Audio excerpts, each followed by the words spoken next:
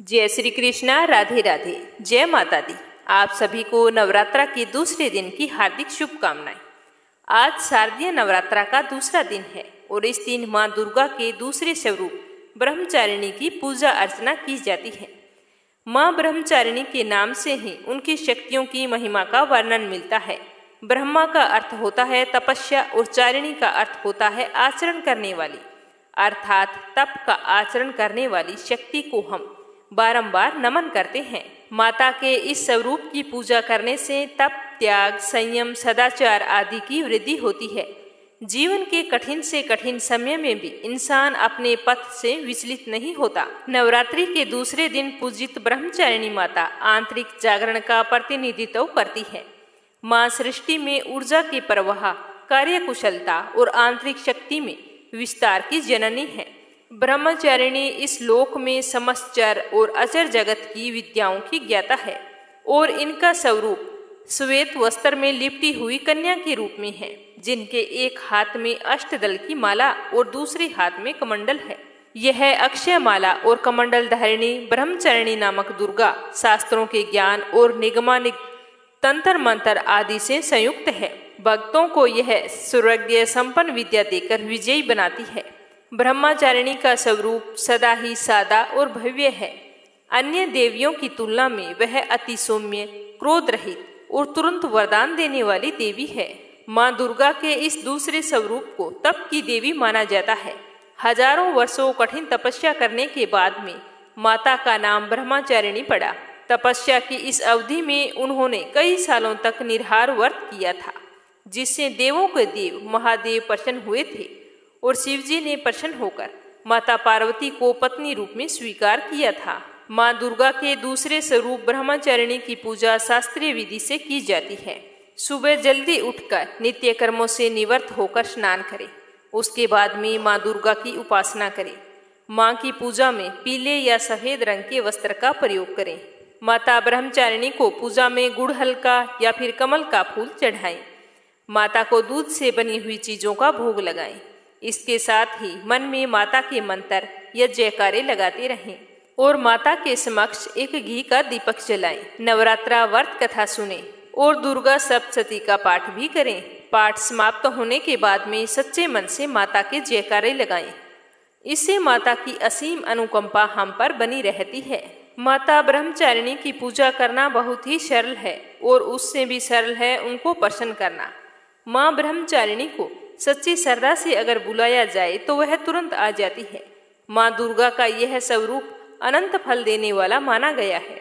माँ की पूजा करने से ज्ञान की वृद्धि होती है और सभी समस्याओं से मुक्ति मिलती है। माता ब्रह्मचारिणी ने अपने तप के माध्यम से ही हजारों राक्षसों का अंत किया था। तप करने से ही इनको असीम शक्ति प्राप्त हुई थी। माँ अपने भक्तों पर हमेशा अपनी कृपा दृष्टि बनाए रखती है और आशीर्वाद देती है। माता के आशीर्वाद से हर कार्य पूरे हो जाते हैं। परिवार में सुख, शांति और समृद्धि का वास होता है। माता की आराधना करने से जीवन में संयम, बल, सात्विक आत्मविश्वास की वृद्धि होती है। माता की शक्ति के प्रभाव से तन मन के सभी दोष दूर हो जाते हैं और जीवन में उत्साह, उमंग के साथ साथ धैर्य व साहस का भी समावेश होता है। माँ दुर्गा का यह दूसरा स्वरूप दिव्य और अलौकिक प्रकाश लेकर आता है। तो आइए आज अपने सुनते हैं माता के दूसरे स्वरूप ब्रह्मचारिणी माता की कथा। उससे पहले एक छोटी सी कहानी गणेश जी की। कथा शुरू करने से पहले कमेंट बॉक्स में जय हो गणेश भगवान की, जय हो माता रानी की अवश्य लिखना। बोलो गणेश गजानन की जय हो। एक गांव था जिसमें एक सेठ जी अपने परिवार के साथ रहा करते थे। सेठ जी का बहुत ही बड़ा कारोबार था। सेठ जी गणेश जी की पूजा में पूरा ही विश्वास रखते थे। बड़ी श्रद्धा भाव से गणेश जी की पूजा किया करते थे, जिसके कारण सेठ जी के घर में अन्न धन की कोई भी कमी नहीं थी। वो सदैव भरे रहते थे। उनके जीवन में कभी भी किसी प्रकार की कोई कठिनाई नहीं आई। नित्य प्रतिदिन नियम अनुसार वो रोजाना नदी पर स्नान करने जाते और आकर गणेश जी की पूजा करते, फिर उन्हें भोग लगाते। उसके बाद में ही स्वयं भोजन करते। लेकिन यह बात सेठानी को बिल्कुल भी अच्छी नहीं लगती। वो धार्मिक नहीं थी और ना ही ईश्वर में विश्वास रखती थी। एक बार सेठानी ने सोचा कि यह इतना गणेश जी को मानते हैं। गणेश जी की पूजा करने से क्या होता है, मैं तो मानती नहीं हूँ। आज देखती हूँ कि वो गणेश जी की पूजा कैसे करते हैं। तो यह सोचकर जब दूसरे दिन सेठ जी नदी पर स्नान करने के लिए जाते हैं तो सेठानी जी पीछे से गणेश जी की मूर्ति को उठाकर कपड़े से ढककर बगीचे में ले जाकर जमीन में दबा देती है। जब सेठ जी स्नान करके नदी से घर पर आते हैं तो देखते हैं कि गणेश जी की मूर्ति नहीं है मंदिर में। तो वो सेठानी से पूछते हैं कि गणेश जी की मूर्ति मंदिर में नहीं है, कहाँ गई? तो सेठानी बोलती है कि मुझे मालूम नहीं। सेठ जी ने घर में इधर उधर सारे मूर्ति को बहुत ढूंढा लेकिन मूर्ति तो नहीं मिली, तो मूर्ति को भोग नहीं लगा पाए। इसीलिए सेठ जी ने खुद भी अन्न जल का त्याग कर दिया और गणेश जी से प्रार्थना करने लगे कि हे प्रभु, मुझसे कौन सी गलती हो गई जो आप मुझसे नाराज होकर मुझे छोड़कर ही चले गए। अगर आप अपनी कृपा दृष्टि मुझ पर बरसाते हो तो हे प्रभु मुझे दर्शन दीजिए। तो सेठ ने मन ही मन सोचा कि जब तक मुझे गणेश जी की मूर्ति नहीं मिल जाती, मुझे दर्शन नहीं दे देते, तब तक मैं अन्न जल का त्याग करता हूँ। तो उस दिन पूरा दिन ऐसे ही निकल गया। शाम को सेठ जी भूखे प्यासे सो गए। गणेश जी सेठ जी की भक्ति से प्रसन्न हो गए। जब सेठ जी सो गए तो सेठ जी के सपन में गणेश जी भगवान एक छोटे से चूहे के साथ खेल रहे होते हैं दिखाई देते हैं और चूहे को बाद में खाने के लिए लड्डू देते हैं। चूहा लड्डू लेकर बगीचे में जाता है और एक जगह से जमीन खोदता है और लड्डू वहीं पर डाल देता है और अचानक से सेठ जी की नींद खुल जाती है। तो सेठ जी भागकर बगीचे में जाते हैं और उसी जगह को खोदते हैं जहां उन्होंने सपने में लड्डू को दबाते हुए देखा था। तो थोड़ी देर जमीन खोदने पर कपड़े में लपेटे हुए गणेश जी की मूर्ति उन्हें मिल जाती है। सेठ जी गणेश जी की मूर्ति को पाकर बहुत ही खुश होते हैं और वापस लाकर मंदिर में स्थापित कर देते हैं। तो यह देखकर सेठानी को बहुत ही आश्चर्य होता है कि सेठ जी को यह मूर्ति मिली कहाँ से। तो वो भागकर सेठ जी के पास आती है और पूछती है कि ये मूर्ति आपको कहाँ से मिली। तो सेठ जी ने सारा वृत्तांत उन्हें सच सच बता दिया। तो यह बात जानकर सेठानी जी को खूब आश्चर्य हुआ।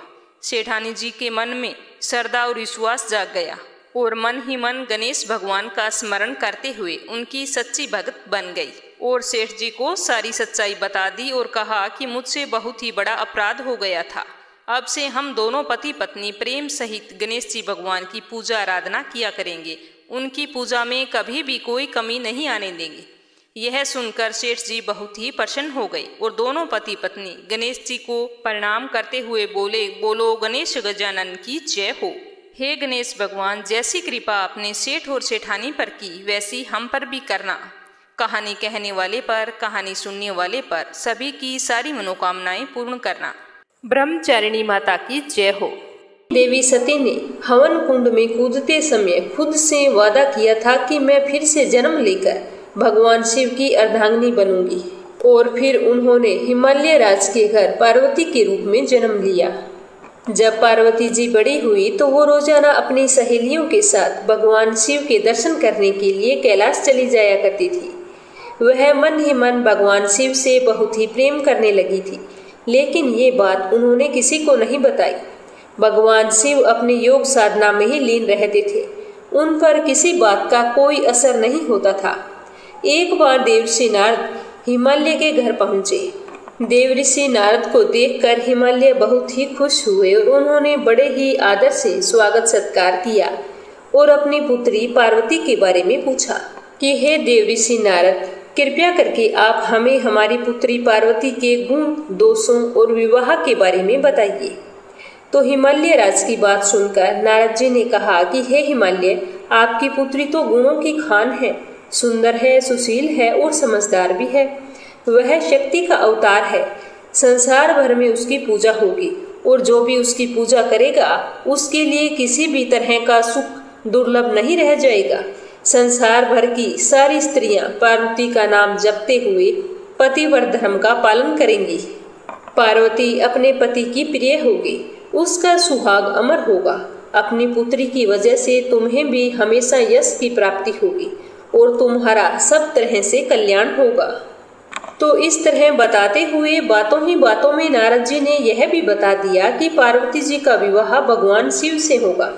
ये सुनकर पार्वती जी तो बहुत ही खुश हुई, लेकिन पार्वती के माता पिता और सहेलियां चिंता में आ गई, क्योंकि उन सब के मन में भगवान शिव की यही छवि थी कि वो तो एक योगी है, सिर पर जटा रखते हैं, पूरी तरह से विरागी है, किसी सुख सुविधा के बीच में नहीं रहते, सर्प नाग भूत प्रेतों से हमेशा घिरे रहते हैं। तो पार्वती का उससे विवाह किस प्रकार संभव है? तो पार्वती की माँ मैना ने अपने मन की बात नारद जी को बताई। तो नारद जी ने सुनकर कहा कि भगवान शिव ही सर्वशक्तिमान और अत्यंत दयालु है। उनका वेश वैसा नहीं है जैसा हमें दिखाई देता है। उनके रूप और सौंदर्य के आगे तो करोड़ों कामदेव की छवि भी फीकी है। सारी अमंगल चीजें महादेव से जुड़कर शुभ और मंगल हो जाती है। पूरे संसार में ऐसा कोई भी नहीं है जिसके स्वामी भगवान शिव ना हो। इंसान के कर्म फल को बदलने की शक्ति भगवान के हाथों में है। उन्हें समझना किसी के वश की बात नहीं है। इस तरह समझाने से नारद जी के इस तरह समझाने से पार्वती के माता पिता और सहेलियों की चिंता कुछ कम हुई। फिर नारद जी ने यह भी बताया कि शिव जी की आराधना बहुत ही कठिन है, लेकिन तपस्या करने से वे बहुत ही जल्दी प्रसन्न हो जाते हैं। उन्हें पाने के लिए पार्वती को कठोर तपस्या करनी होगी। ऐसा कहकर नारद जी ने पार्वती और उसके माता पिता को आशीर्वाद दिया और अपने लोक को चले गए। तो नारद जी की बात सुनकर पार्वती जी ने भगवान शिव को पाने के लिए कठिन से कठिन तपस्या करने की ठान ली। उन्होंने अपने माता पिता को प्रेम से समझाया, मनाया और फिर कठोर तपस्या करने के लिए वन में चली गई। कहते हैं कि पार्वती जी जब तपस्या करने के लिए जाना चाहती थी तो उनके माता पिता इस बात की उन्हें अनुमति नहीं दे रहे थे। लेकिन पार्वती जी तो बहुत ही दुखी हो गई। पार्वती को इस तरह दुखी देखकर उसकी सहेली उसकी सहायता करने के लिए उन्हें अपने साथ वन में ले गई और वहां जाकर पार्वती जी ने प्रसन्नता से अपनी तपस्या शुरू कर दी। पार्वती जी ने सभी तरह के सुखों का त्याग कर दिया। उन्होंने भोजन भी त्याग दिया और हजारों सालों तक कठोर से कठोर व्रत किए और केवल भगवान शिव के ही नाम का जप और उन्हीं का ध्यान करती रही। उनकी कठिन तपस्या से तीनों लोग डगमगाने लगे।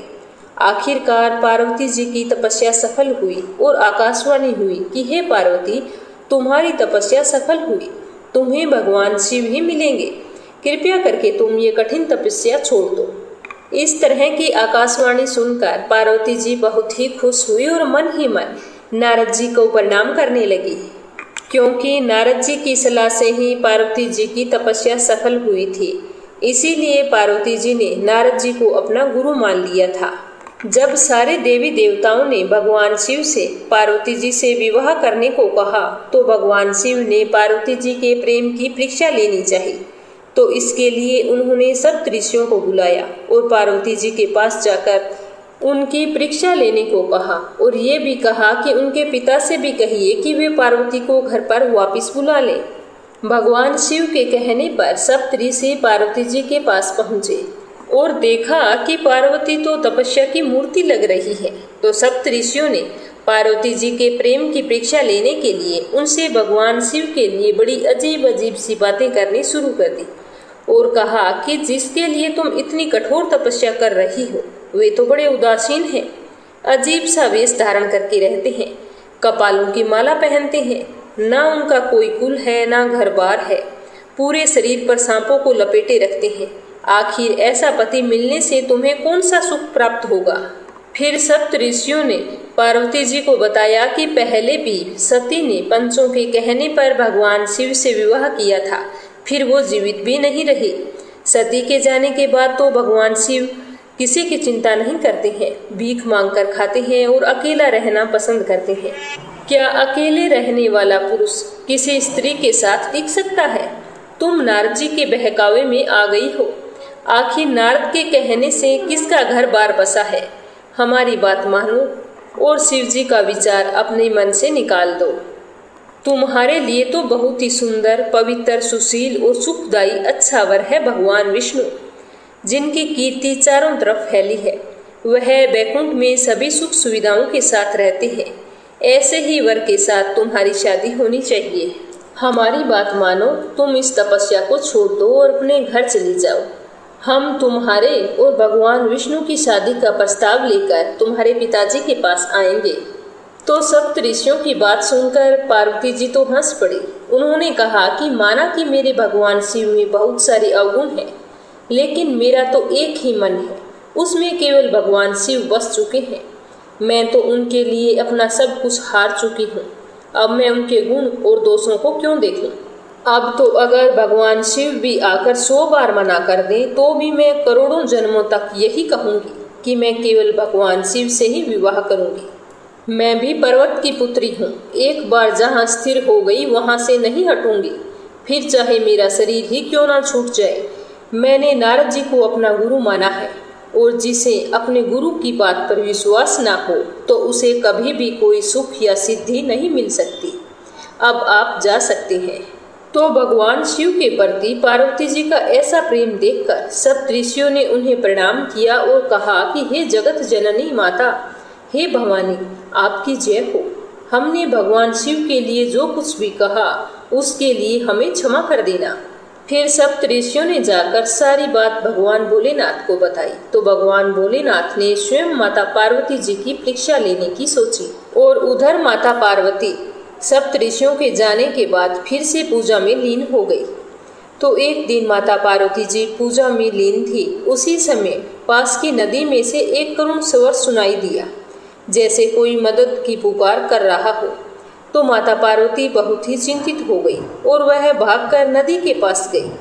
तो वहां उन्होंने देखा कि एक मगरमच्छ ने एक बालक को पकड़ रखा है और गहरे जल में घसीट कर ले जा रहा है। तो बच्चे की आवाज सुनकर माता पार्वती जी नदी के किनारे पहुंची और बच्चे को बचाने का उपाय सोचने लगी। तो बच्चे ने माता पार्वती को देखकर कहा कि मेरे ना तो माँ है, ना बाप है, ना कोई मित्र है, आप ही मेरी माँ हैं, कृपया करके आप मेरी रक्षा करें। तो माता पार्वती जी मगरमच्छ के सामने जाकर खड़ी हो गई और बालक का हाथ पकड़कर खींचने लगी। तो मगरमच्छ बोला कि मैं एक दैत्य हूँ, श्राप के कारण मगरमच्छ बन गया हूँ, इसीलिए मैं बोल सकता हूँ। आप इसे छुड़ाने के लिए प्रयत्न ना करें, आपकी यह कोशिश बेकार है, क्योंकि विधाता ब्रह्मा जी ने ही यह तय किया है कि दिन के छठे पहर में जो भी मुझे मिलता है उसे आहार बनाना मेरा नियम है। पार्वती जी बार बार विनती करने लगी कि लड़के को छोड़ दे, बदले में जो कुछ भी तुम्हें चाहिए वो मुझसे मांग सकते हो। तो पार्वती की बात सुनकर मगरमच्छ ने कहा कि मैं एक ही शर्त पर इस लड़के को छोड़ सकता हूँ, जो तुमने तपस्या करके फल प्राप्त किया है, अगर वो मुझे दे सकती हो तो मैं इस लड़के को छोड़ सकता हूँ। तो मगरमच्छ ने कहा कि एक बार फिर से सोच लो, तुम अपने करोड़ों वर्षों की तपस्या इस लड़के के बदले में गंवा रही हो। तो इस पर माता पार्वती ने कहा कि मैं तपस्या तो फिर से कर सकती हूँ, लेकिन इस लड़के की जान फिर से नहीं आ सकती, इसीलिए मैं अपनी तपस्या का फल तुम्हें देने के लिए तैयार हूँ, तुम इस लड़के को छोड़ दो। ऐसा कहकर माता पार्वती ने अपने तपस्या का फल उस मगरमच्छ को दे दिया। जैसे ही माता ने अपने तप का दान किया तो मगरमच्छ का पूरा शरीर तेज से चमकने लगा और उसने माता से कहा कि अपनी भूल सुधारने का एक मौका और देता हूँ, अगर तुम चाहो तो अपनी तपस्या का फल वापस ले सकती हो। लेकिन माता ने ऐसा करने से इनकार कर दिया और कहा कि दोबारा तपस्या करके मैं भगवान शिव से वरदान प्राप्त करूंगी। तो इतना कहते ही मगरमच्छ और वो लड़का दोनों वहां से गायब हो गए। माता ने मन ही मन फिर से अपनी तपस्या शुरू करने का विचार किया और तपस्या करने के लिए बैठ गई। जैसे ही तपस्या के लिए संकल्प लेने लगी तो भगवान महादेव उनके सामने प्रकट हुए और बोले कि पार्वती, कि वो मगरमच्छ और वो बालक दोनों का रूप मेरा ही था। मैंने ही तुम्हारी परीक्षा लेने के लिए वो रूप धारण किए थे। मैं ये देखना चाहता था कि तुम्हारा चित्त प्राणी मात्र में है या नहीं है। मैं तुम्हारी तपस्या से बहुत ही प्रसन्न हूँ और तुम्हें तुम्हारी तपस्या का फल मिल चुका है। अब तुम्हें दोबारा तपस्या करने की कोई जरूरत नहीं है। तो यह सुनकर माता पार्वती जी बहुत ही खुश हुई। इसी कठिन तपस्या के कारण माता पार्वती का नाम तपचारिणी यानी कि ब्रह्मचारिणी पड़ा। यह देवी दुर्गा का दूसरा स्वरूप है और इसकी पूजा नवरात्रि के दूसरे दिन की जाती है। अब अपने सुनेंगे श्री दुर्गा सप्तशती का दूसरा अध्याय। प्रेम से बोलो श्री दुर्गा माता की जय हो। दूसरे अध्याय में देवताओं के तेज से देवी का प्रादुर्भाव और महिषासुर की सेना का वध बताया गया है।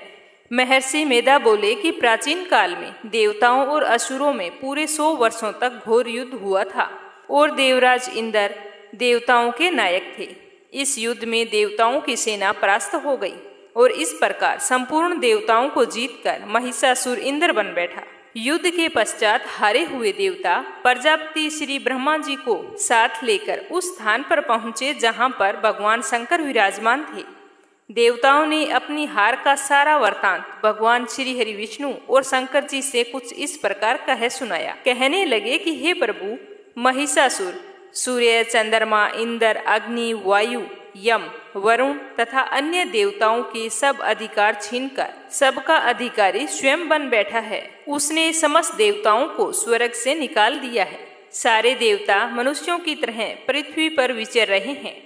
दैत्यों की सारी करतूत हमने आपको सुना दी है और हम आपकी शरण में इसीलिए आए हैं कि आप उनके वध का कोई उपाय सोचें और हमें इस मुसीबत से बचाएं।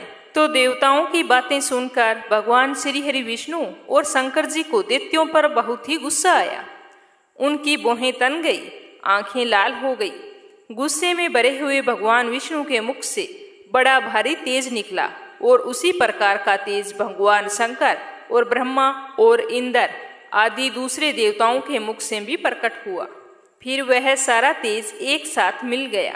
तेज का पुंज वह ऐसे दिख रहा था जैसे जाजवल्यमान पर्वत हो।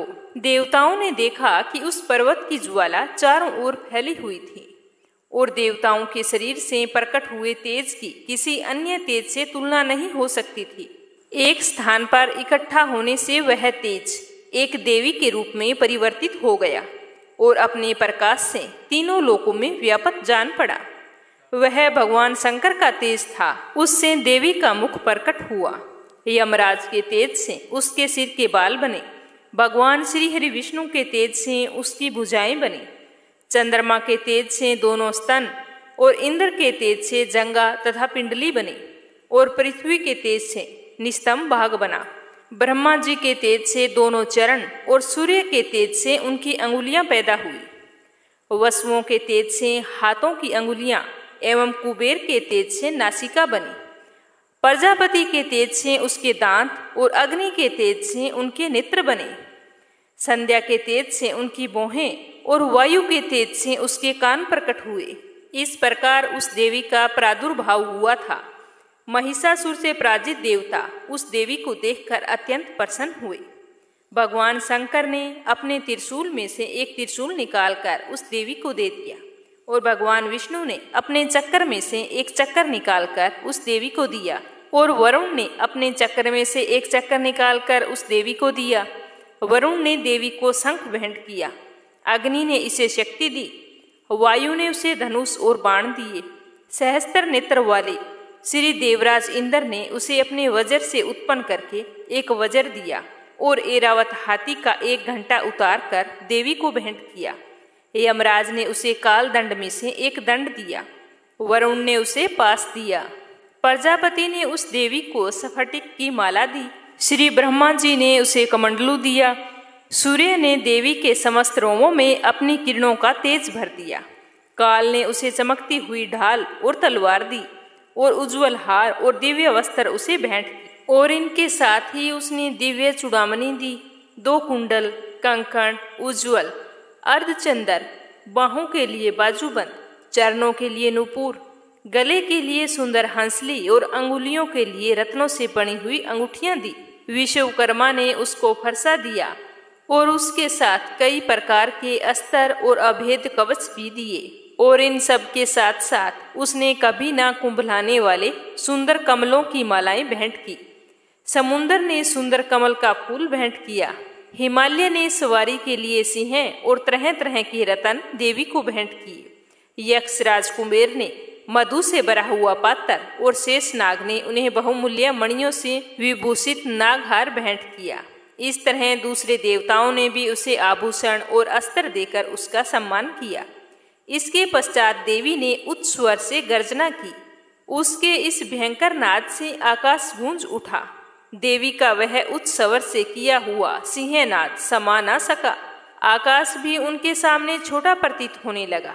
उससे बड़े जोर की प्रतिध्वनि हुई, जिसे समस्त विश्व में हलचल मच गई और समुद्र कांप उठे, पृथ्वी डोलने लगी और सब के सब पर्वत हिलने लगे। देवताओं ने उस समय प्रसन्न होकर सिंह वाहिनी जगतमयी देवी से कहा कि देवी तुम्हारी जय हो। इसके साथ महर्षियों ने भक्ति भाव से विनम्र होकर उनकी स्तुति की। संपूर्ण त्रिलोकी को शोकमगन देखकर दैत्यगण अपनी सेनाओं को साथ लेकर और हथियार आदि सजाकर उठ खड़े हुए। महिषासुर के क्रोध की कोई सीमा नहीं थी। उसने क्रोध में भरकर कहा कि यह सब क्या उत्पात है। फिर वह अपनी सेना के साथ उसकी ओर दौड़ा, जिस ओर भयंकर नाद का शब्द सुनाई दिया था, और आगे पहुंचकर उसने देवी को देखा, जो कि अपनी प्रभा से तीनों लोगों को प्रकाशित कर रही थी। उसके चरणों के भार से पृथ्वी दबी जा रही थी। माथे के मुकुट से आकाश में एक रेखा सी बन रही थी और उसके धनुष की टंकोर से सब लोग क्षुब्ध हो रहे थे। देवी अपने सहस्त्र भुजाओं को संपूर्ण दिशाओं में फैलाए खड़ी थी। इसके पश्चात उनका दैत्यों के साथ युद्ध छिड़ गया और कई प्रकार के अस्त्र शस्त्र से सब की सब दिशाएं उद्भासित होने लगी। महिषासुर की सेना का सेनापति चिक्षुर नामक एक महान असुर था। वह आगे बढ़कर देवी के साथ युद्ध करने लगा और दूसरे दैत्यों की चतुरंगी सेना साथ लेकर चामर भी लड़ने लगा और 60,000 महारथियों को साथ लेकर उदगर नामक महादैत्य आकर युद्ध करने लगा और महाहनु नामक एक असुर 1 करोड़ रथियों को लेकर असीलोमा नामक असुर 5 करोड़ सैनिकों को साथ लेकर युद्ध करने लगा। वास्कल नामक असुर 60 लाख असुरों के साथ युद्ध में आ डटा। विडाल नामक असुर 1 करोड़ रथियों सहित लड़ने को तैयार था। इन सब के अतिरिक्त और भी हजारों असुर हाथी और घोड़ों को साथ लेकर लड़ने लगे और इन सब के पश्चात महिषासुर करोड़ों रथों, हाथियों और घोड़ों सहित वहां आकर देवी के साथ लड़ने लगा।